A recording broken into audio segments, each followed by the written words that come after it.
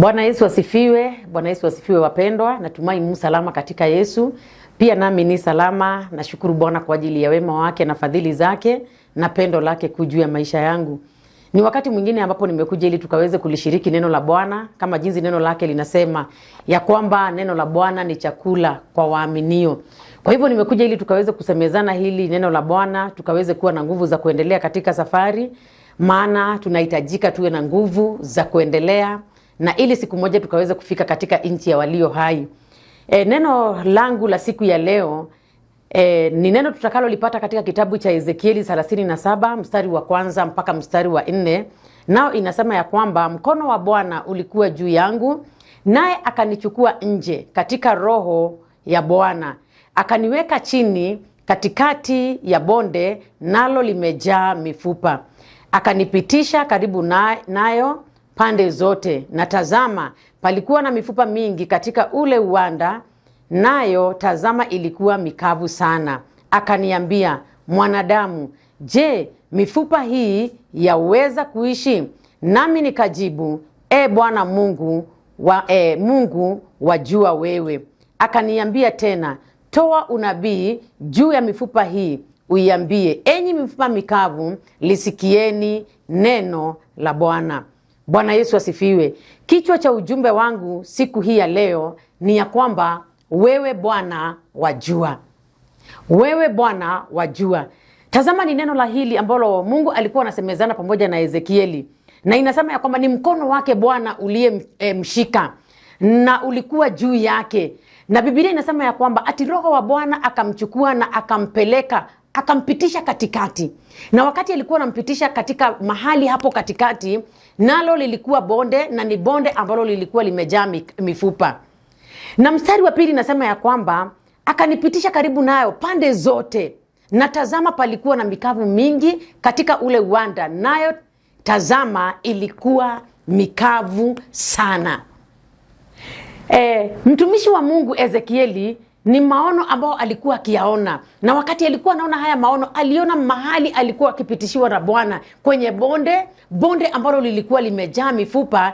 Na Biblia inasema ya kwamba hiyo mifupa ilikuwa mikavu, na sio mikavu tu, ilikuwa mikavu sana. Na wakati alikuwa anampitishia mahali pale, kuna swali alilomuuliza. Bwana alimuuliza Ezekieli, je, hii mifupa yaweza ishi? Yaweza kuwa na uhai tena? Naye Ezekieli akamjibu, wewe Bwana wajua. Na ndiposa kichwa cha ujumbe wetu siku ya leo ni wewe Bwana wajua. Maana wakati Ezekieli alimwambia Bwana ya kwamba wewe Bwana wajua, Bwana neno aliloliachilia kwenye kinywa chake, alimwambia Ezekieli, tabiria hii mifupa. Kwa hivyo neno la Bwana linatufahamishaje siku ya leo? Ya kwamba katika maisha kuna mahali pengi ambapo Bwana hutubeba, na kuna mahali kwingi ambapo Bwana huwa anatupitishia.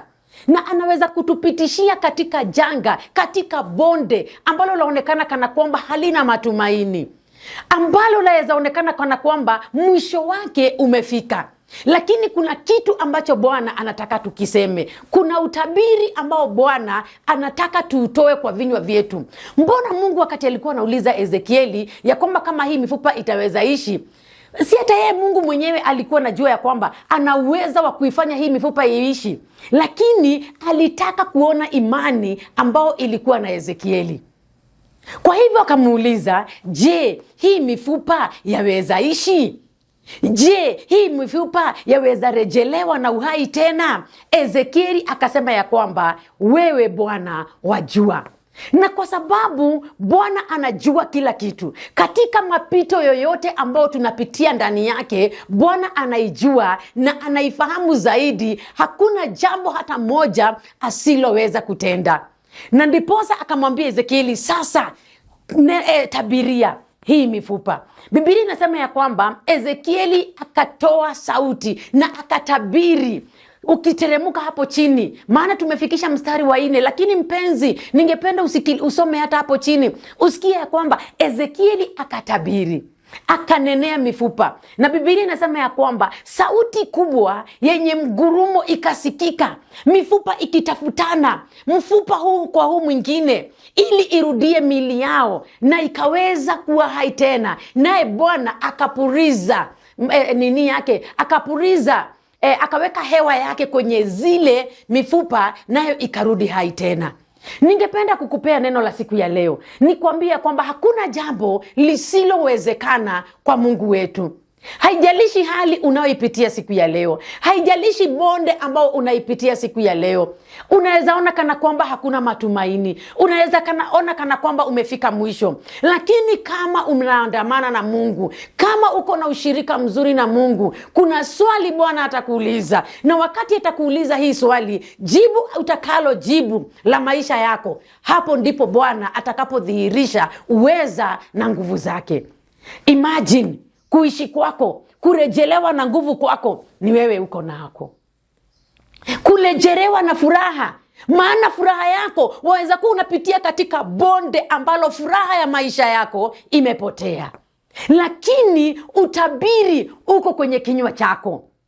Bwana anakuachilia. Ni mambo gani wewe huwa unawachilia katika maisha yako? Mara nyingi huwa tunajipata katika maisha, tunasema ya kwamba maisha yamekuwa magumu, mambo yamekuwa magumu.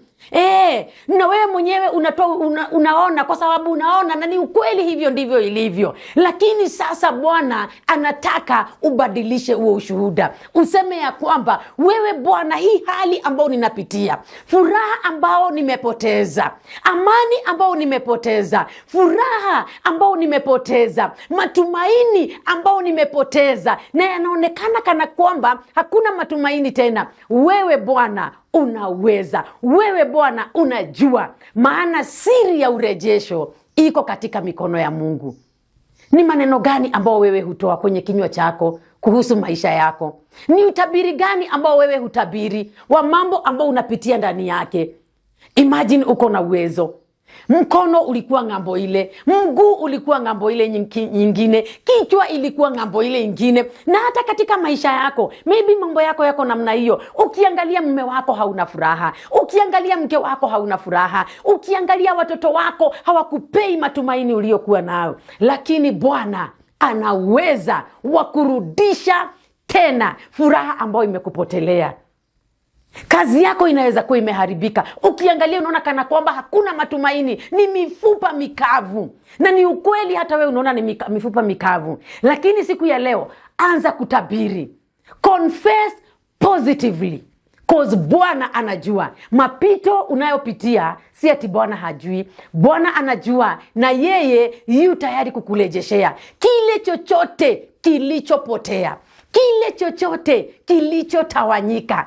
Kuna Mungu wa urejesho ambaye alikuwa na uweza wa kukusanya ile mifupa mikavu, akaweka nyama, akaweka mishipa, akaweka pumzi. Huyo Bwana maana anajua, hata siku ya leo anajua.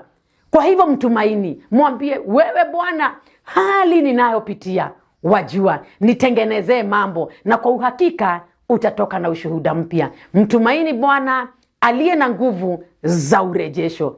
Yeye Bwana anajua zaidi. Bwana awabariki sana, na kuanzia siku ya leo ningependa kukuambia ya kwamba don't confess negatively in your life. Always confess positive. Na hiyo positive yenye una confess kwa maisha yako itakuja kuhappen, na utakuja kushukuru Mungu. Wacha kusema watoto wangu ati walipotelea katika pombe. Wacha kusema mume wangu walipotelea katika pombe, alipotelea katika ulevi. Wasichana wangu walipotelea wapi, kazi yangu ilipotea. Sema ninaye Mungu ajuae, na huyu Mungu ana nguvu za urejesho. Bwana awabariki na awatende mema. Kuna matumaini kwa wanaomngoja Bwana. Amen. Ningependa tuombe, kwa sababu tuna Mungu ajuae. Kwako wewe ambao umepoteza matumaini, kwako wewe unaona kana kwamba umefika mwisho, wacha tumuombe Bwana kwa pamoja. Kuwa na imani, shiriki pamoja nami katika haya maombi, na Bwana wa urejesho anaenda kurejesha.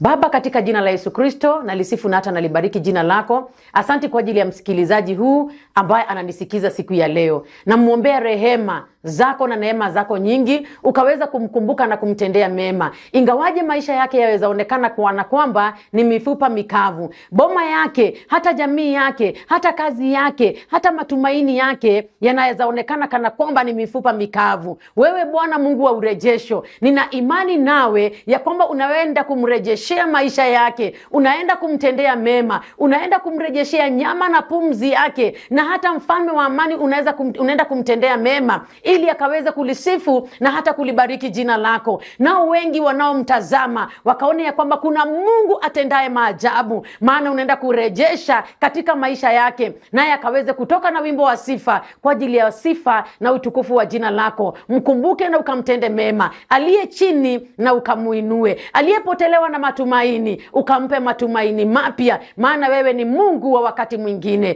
Tenda mema na udhihirishe wema wako juu ya maisha ya mpenzi huyu, na ni katika jina safi la Yesu Kristo tumeomba na hata kuamini. Amen and amen and amen.